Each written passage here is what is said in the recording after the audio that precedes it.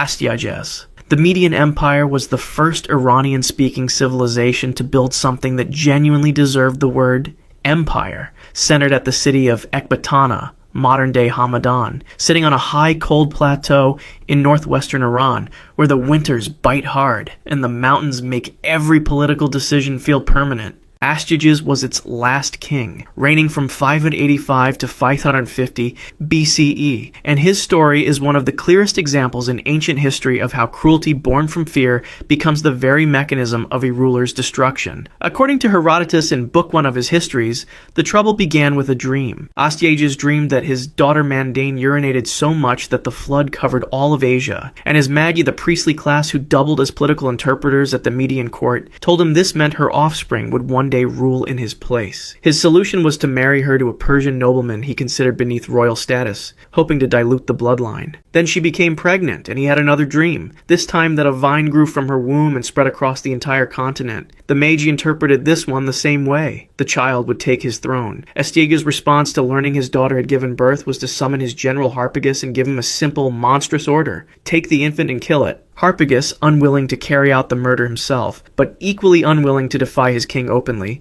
passed the child to a shepherd named Mithridates with instructions to leave the baby exposed on a mountainside. The shepherd and his wife, who had recently suffered a stillbirth, instead raised the child as their own. That child was Cyrus, the future Cyrus the Great, the man who would eventually fold the Median Empire into something far larger. When Astyages discovered years later that Harpagus had not followed his orders, his revenge was not a public execution, not a military demotion, not a political exile. It was an invitation to dinner. He summoned Harpagus to a royal banquet, welcomed him warmly, seated him at the table, and served him a meal. Only after Harpagus had eaten did Astyages have servants bring out a covered dish and lift the lid to reveal the head, hands, and feet of Harpagus' own son, whose flesh had just been served as the main course. Herodotus records that Harpagus maintained his composure, claimed the king's pleasure was his own pleasure, and took the remains home. Whatever he felt inside, he remembered. Years later, when Cyrus raised the Persian tribes in revolt against Median rule, Harpagus defected with a significant portion of the Median army rather than fight for the man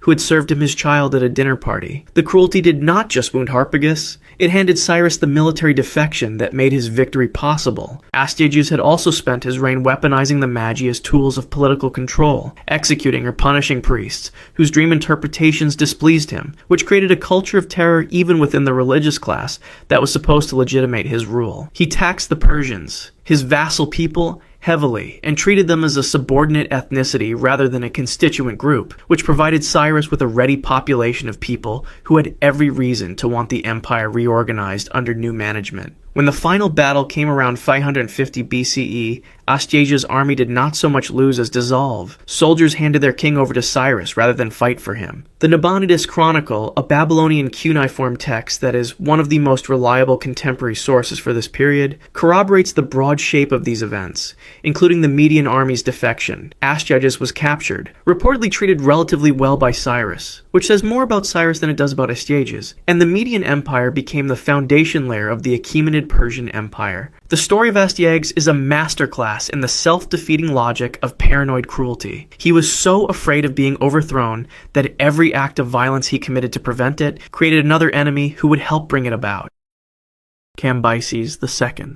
If Astyages represents cruelty driven by fear, Cambyses II, who reigned from 530 to 522 BCE, represents something slightly different and in some ways more disturbing. Cruelty that seems to have no consistent internal logic at all. Impulsive, contradictory, and operating with the unpredictability that makes a ruler genuinely terrifying to everyone around him. He was the son of Cyrus the Great, inheriting the largest empire the world had yet seen, and he spent his reign systematically burning through the goodwill his father had painstakingly built with subject peoples across the Near East. His conquest of Egypt in 525 BCE was, by military standards, brilliant. He defeated Pharaoh Psamtik III at the Battle of Pelusium and added Egypt to the Persian Empire in a single campaign. What followed the military victory is where the historical record gets dark and complicated. Herodotus, writing in Book 3 of his histories, claims that Cambyses stabbed the sacred Apis bull, a living animal considered a physical manifestation of the god Ptah in Egyptian religion, in a fit of contemptuous rage at Egyptian religious customs. The story is dramatic and has the ring of the kind of narrative that accretes around hated rulers, and it should be noted that Egyptologists have pointed to an inscription recording an Apis bull dying of natural causes during Cambyses' reign, which complicates the picture. What is less disputed is that Cambyses' administration of Egypt was significantly harsher than his father's tolerant model, and that he did not extend to Egyptian religion the same respectful accommodation that had made Cyrus so popular in Babylon. His relationship with violence at court was similarly erratic. He ordered the execution of Croesus, the former king of Lydia, who had been retained as a kind of elder statesman and advisor, according to Herodotus. Then reportedly he regretted the order and flew into a rage when he learned it had already been carried out. Whether the regret was genuine or performative is impossible to know, but the pattern of issuing lethal orders and then becoming furious at their consequences suggests a man whose impulsiveness was so severe it undermined even his own intentions. Before leaving for Egypt, he had his own brother Bardia, also known as Smerdis in Greek sources,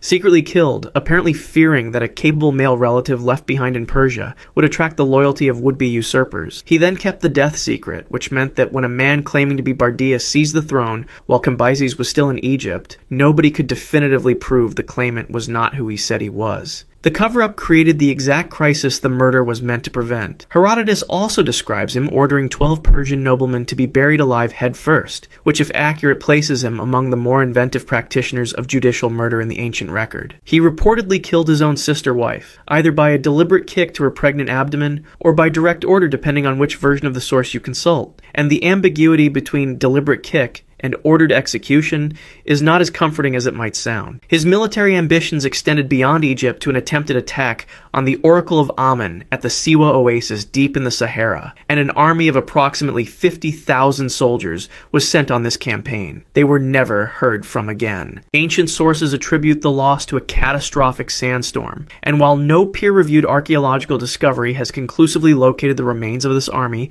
despite a claimed discovery in 2009, the disappearance of an entire military force in the desert is the kind of event that tends to make it into the historical record regardless of embellishment. Cambyses died in 522 BCE from an accidental wound to the thigh while mounting his horse in Syria, rushing back to deal with the false Bardia's usurpation. Ancient sources, with what reads like deliberate irony, noted he was wounded in the same part of the body where he had stabbed the Apis bull. Whether that detail is literally true or a piece of moral storytelling retrofitted onto the facts, it is exactly the kind of ending history generates for rulers like Cambyses. An accidental, undignified death in transit, chasing a problem his own cruelty had created.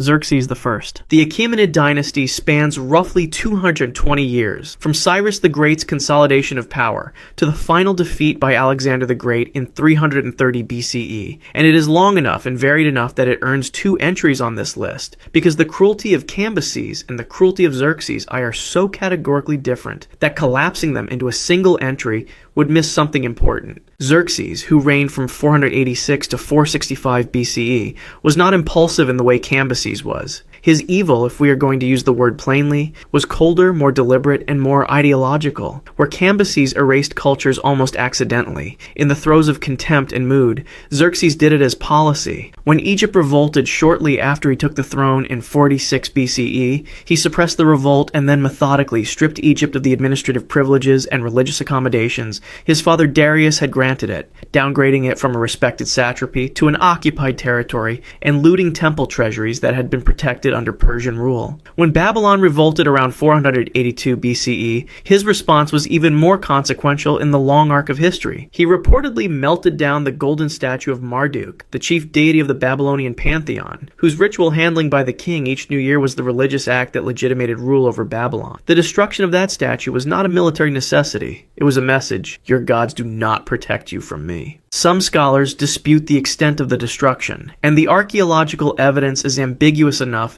that the claim should be noted as contested. But what is not contested is that Babylon lost its status as a royal city under Xerxes, and never fully recovered its political centrality. His invasion of Greece, launched in 480 BCE, brought the largest army the ancient world had yet seen across the Hellespont via a bridge of boats nearly a mile long, and his burning of Athens, including the Acropolis and its temples, went beyond any military calculation. The Persians had already won the battle for the city. The population had evacuated. Burning the temples was a choice, a deliberate act of cultural erasure directed at a civilization he had decided to make an example of. Herodotus, in Book 7, describes one of the more psychologically revealing moments of his reign. When a storm destroyed the first pontoon bridges being built across the Hellespont, Xerxes ordered the strait itself whipped with 300 lashes, had fetters thrown into the water to symbolically chain the sea, and executed the engineers responsible for the failed bridges, punishing a body of water and beheading the men who failed to control it in the same administrative breath, is the action of a man who genuinely believed the natural world owed him obedience, and dealt out death when that obedience was not delivered. He then commissioned new engineers who presumably built the replacement bridges with a fairly vivid understanding of the professional consequences of failure. His court was a place of factional violence throughout his reign, and in 465 BCE he was assassinated in his own bedchamber by his courtier Artabanus, possibly in conspiracy with his son Artaxerxes. The man who had whipped the sea and burned temples was killed in his bed by someone who walked past his guards. The distance between those two images, the emperor who punished the ocean and the man murdered in his own room, captures something true about the nature of power built on terror rather than loyalty. Antiochus IV Epiphanes. After Alexander the Great destroyed the Achaemenid Empire in a campaign between 334 and 330 BCE, the territory that had been Persia was carved among his successors, and the Seleucid dynasty took control of the Iranian and Near Eastern core, ruling from Syria with an ambition to Hellenize, to make Greek in culture and custom every territory they governed. Antiochus IV, who ruled from 175 to 164 BCE, took that Hellenizing project and transformed it into something that no political program should ever become: a persecution. He became one of the most reviled figures in Jewish religious history, a man whose actions were so transgressive that they left a permanent mark on both Judaism and, through the Book of Daniel's prophetic echoes, on early Christianity as well. His military career was initially successful. His Egyptian campaigns in 170 and 168 BCE were going well until a Roman envoy named Gaius Popilius Lanus intercepted him near Alexandria, drew a circle in the sand around him, and told him to make a decision about withdrawing from Egypt before he stepped outside the circle. Rome had spoken. Antiochus withdrew. The humiliation of being told by a single diplomat with no army present that his conquest was over apparently required an outlet, and he found it in Judea. He had already plundered the temple treasury in Jerusalem once. He returned with the energy of a man who needed to prove something to himself. He banned Jewish religious practice under penalty of death, making circumcision, Sabbath observance, and public Torah study capital offenses across his territory. He desecrated the Second Temple in Jerusalem by sacrificing a pig on the altar, an animal that Jewish law classified as unclean, and installed a statue of Zeus inside the sacred space. The Book of Daniel and later Jewish sources refer to this as the abomination of desolation, and the phrase is not hyperbole in context. The deliberate, systematic inversion of a religion's most sacred practices, enforced with executions, was a genuine attempt to make a people stop being what they were. The books of 1 and 2 Maccabees, which are the primary Jewish sources for this period, and which historians cross-reference with non-Jewish accounts from Polybius and Livy, describe mothers who had their sons circumcised, being executed with their infants tied around their necks. These accounts come from religious texts with devotional intent and may contain elements of rhetorical amplification, but the core pattern of violent persecution is corroborated across multiple independent sources. His actions triggered the Maccabean Revolt in 167 BCE, one of the first recorded religious wars in history, in which a family of Jewish priests, called the Maccabees, led a guerrilla campaign against Seleucid forces and eventually recaptured and ritually purified the temple. That recapture is the origin of the festival of Hanukkah, which means that Antiochus IV Epiphanes is, with extraordinary historical irony, the man whose cruelty created one of Judaism's most beloved celebrations. He adopted the royal title Epiphanes, meaning God manifest, and his subjects reportedly called him Epimanes, meaning the mad one, a single letter's difference that his own people clearly felt was the more accurate description. He died in 164 BCE, reportedly in mental deterioration, having failed to crush the revolt he had ignited in the territory of Persia while attempting a military campaign to replenish his treasury by looting temples. Orodes II. The Parthians were an Iranian dynasty, descended from a nomadic people from the steppes east of the Caspian Sea, who rebuilt Persian imperial power after the Seleucids began to fragment, ruling a vast empire from roughly 247 BCE to 224 CE. Most Parthian kings operated as pragmatic rulers managing a decentralized empire, and the historical record is thinner for them than for the Achaemenids, in part because much of what we know comes from Greek and Roman sources with their own perspectives and biases. Orodes II, who reigned from approximately 57 to 37 BCE, stands out not for sustained systemic cruelty so much as for a specific combination of choices that reveal a particular kind of dangerous ruler, one who destroys the people most valuable to him out of envy, and whose behavior normalizes such spectacular violence that it becomes the dynasty's inheritance. He came to power through the assassination of his own brother Mithridates III, who had challenged him for the throne, and the fratricidal foundation of his reign set a tone that his descendants would repeat with tragic consistency. His general Surena, arguably the most gifted military commander in Parthian history, achieved something extraordinary in 53 BCE at the Battle of Keri in modern southeastern Turkey. He destroyed a Roman army led by Marcus Licinius Crassus, one of the wealthiest and most powerful men in Rome, killing approximately 20,000 Roman soldiers and capturing another 10,000 in one of the most catastrophic defeats Rome ever suffered. Surena accomplished this with a cavalry force and a revolutionary use of mounted archers who wore down the Roman legions in the desert heat, a battle that echoed through Roman military thinking for generations. Orodes' response to this historic victory was to have Surena executed. The stated reason varies by source, but the most plausible reconstruction, supported by Plutarch's account in his Life of Crassus, is that Orodes was jealous of the fame Surena had accumulated, and feared that a general celebrated as the savior of Parthia might have ambitions beyond generalship. Killing your most brilliant commander immediately after his greatest achievement is a particular category of evil, because it is not just the destruction of one man. It is the signal sent to every capable person in the empire about the ceiling above which it is dangerous to rise. Plutarch's account of the aftermath of Keri includes one of the most grimly theatrical images in ancient history. Orodes was reportedly at his court watching a performance of Euripides' play, The Bacchae, when the severed head of Crassus was brought in as a trophy. In the climactic scene of that play, the character Agave holds up the head of her son Pentheus, whom she has killed in a Dionysiac frenzy, mistaking him for a lion. According to Plutarch, an actor used Crassus's actual head as a prop for that scene, and the court applauded. Whether this story is literally accurate or whether it is the kind of image that attached itself to the event because it was too resonant to resist, it has been preserved across the centuries as a distillation of what Orodes' court represented. A place where severed heads were entertainment and the line between theatrical violence and actual violence had effectively disappeared. Orodes was eventually killed by his own son Phraates Fear, who then systematically murdered approximately 30 of his brothers to eliminate rival claimants to the throne, a method of succession planning that Orodes' own example of fratricidal politics had normalized. The cruelty he practiced and permitted cascaded forward into the next generation with mathematical inevitability.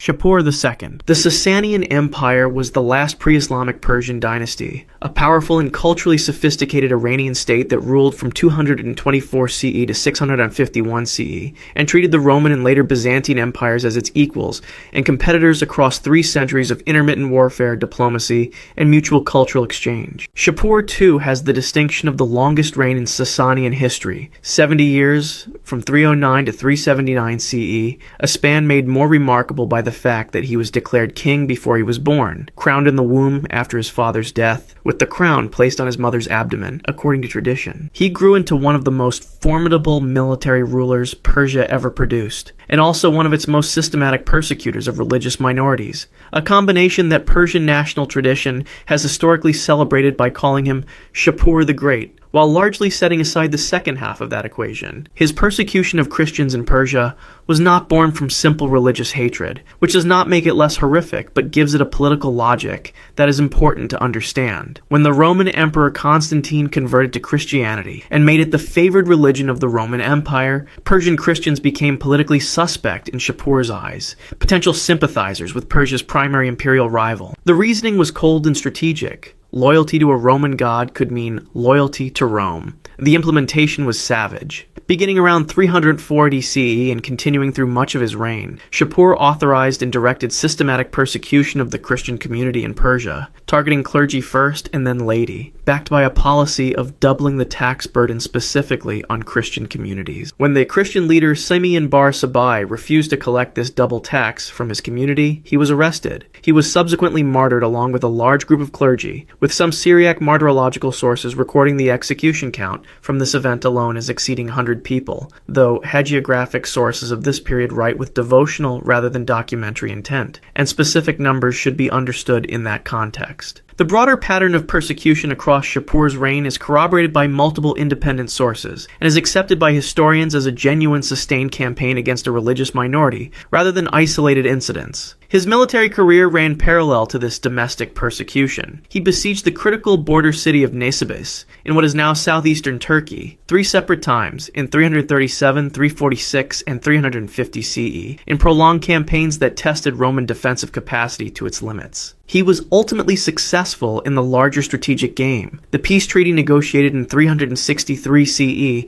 after the death of the Roman Emperor Julian, during a failed Persian campaign forced Rome to cede Nisibis, and a substantial territory of strategic fortresses to Persia, one of the most humiliating treaty agreements Rome signed in the 4th century. His treatment of captured enemies could include what ancient sources describe as hamstringing, disabling prisoners to prevent escape before deciding their fate, and the use of captives in forced labor under conditions that amounted to death sentences. Despite all of this, Shapur II remains a celebrated figure in Iranian historical memory, which is a useful reminder that greatness and monstrousness are not mutually exclusive categories in the record of any civilization, and that how a ruler is remembered depends enormously on who is doing the remembering. Shah Abbas I. The Safavid dynasty built the political, cultural, and religious framework of what we now recognize as modern Iran. They were Shia Muslim rulers who came to power in 1501, and whose greatest monarch, Shah Abbas I, reigning from 1588 to 1629 CE, constructed the extraordinary city of Isfahan as a showcase of Persian civilization, built the breathtaking blue-tiled Imam Mosque that still stands as one of the architectural masterpieces of the Islamic world, reformed the military and administrative structure of the empire, drove back Ottoman and Uzbek encroachments, and restored stability after decades of chaotic civil conflict. He is called Abbas the Great in the standard Persian historical epithet, and he earned that descriptor in the areas of statecraft, urban planning, and military strategy. He also blinded his own sons, executed his heir on suspicion of ambition, governed through a pervasive network of informants that made his court a place of constant low-level terror, and oversaw the forced deportation of tens of thousands of Armenian Christians in a march that killed a significant number of civilians in transit.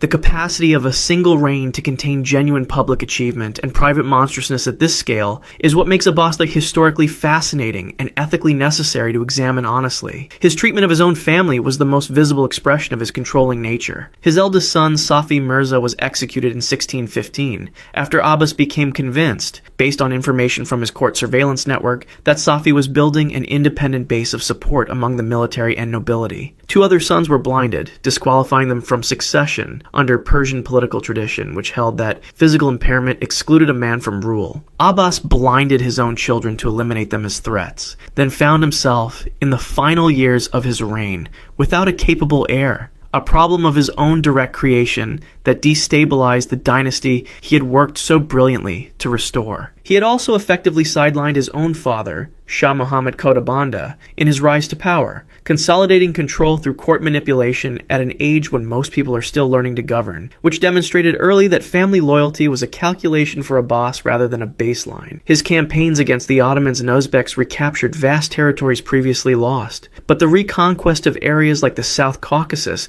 came with severe reprisals against civilian populations in cities that had accommodated the enemy, a pattern common in the era, but intensified under Abbas' particular methodology. The deportation of Armenian populations from the Ararat region, in what Armenian sources call the Surgan, and date primarily to 1604 and 1605, involved the forced relocation of entire communities from their ancestral lands into the Persian heartland, motivated partly by a desire to bring skilled Armenian craftsmen and merchants into the economic core of the empire, and partly by a scorched earth strategy to deny the Ottomans a populated, productive frontier. The death toll of the transit is disputed. Armenian sources have cited figures in the hundreds of thousands, which most historians consider significantly overstated. The economic disruption, demographic trauma, and civilian deaths during the forced marches are well documented in multiple independent sources and are not disputed in their broad reality, even if specific numbers remain contested. The scholar Roger Savory, whose work Iran under the Safavids remains the standard English-language academic reference on the dynasty,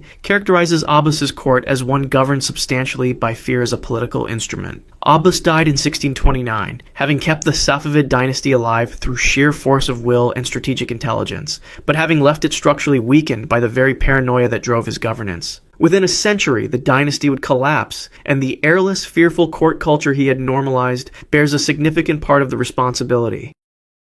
Aga Muhammad Khan. The Qajar dynasty, which ruled Iran from the late 18th century through 1925, was founded by one of the most systematically brutal rulers in Persian history, a man whose capacity for spectacular violence was so pronounced that even in an era of routine political cruelty, contemporary observers on multiple sides recorded it with something approaching disbelief. Aga Muhammad Khan, who reigned from 1789 to 1797 CE, came to power after decades of civil war that had fragmented Iran among competing tribal and dynastic factions, following the collapse of the Safavids and the brief, violent interlude of the Afsharid dynasty. He was castrated as a child by his political enemies, a mutilation intended to remove him from dynastic competition by eliminating his capacity to produce heirs, and both Persian and Western historians of the period have noted carefully that this formative trauma appears to have organized much of what followed in his adult life, a driven, relentless, and extraordinarily vindictive campaign to dominate everyone and everything within reach. His military reunification of Iran was genuine and consequential. He ended the civil wars, established Tehran as the new capital, and created the administrative foundation that the Qajar dynasty built on for over a century. None of that history dissolves what he did along the way. His campaign against Lutf Ali Khan, the last ruler of the Zand dynasty, was a prolonged pursuit that ended in capture and a punishment Aga Muhammad Khan